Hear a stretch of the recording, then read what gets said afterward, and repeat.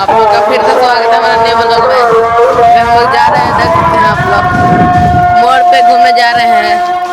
Cycle में आराम से छुट्टा हाथ करके व्लॉग आराम से बना सकते हैं। अभी देख सकते हैं हम लोग चढ़ान चढ़ा रहे हैं।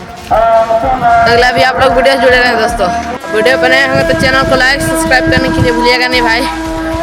लोग देख सकते हैं हम जा रहे हैं मोड़ पे साइकिल से, कितना दिन के बाद चला रहे हैं तो कुछ काम से। वीडियो का एंड तक देखने के लिए भूलिएगा नहीं दोस्तों। और देख सकते दोस्तों सब्जी मंडी पार कर रहे हैं हम लोग। अभी आप लोग वीडियो से जुड़े रहे हैं। जा रहे हैं अभी हम लोग दुकान में, वहाँ जहाँ लाइट बढ़ रहा है दोस्तों वहीं जा रहे हैं दोस्तों।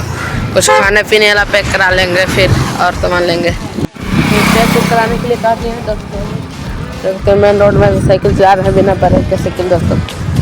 ब्रेक जब दीजिए तब उन्हीं ब्रेक लग रहा है, जा रहे हैं सीधे।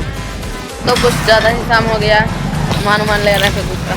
जा रहे हैं मिलेंगे थोड़ा ज़्यादा काम हो गया है।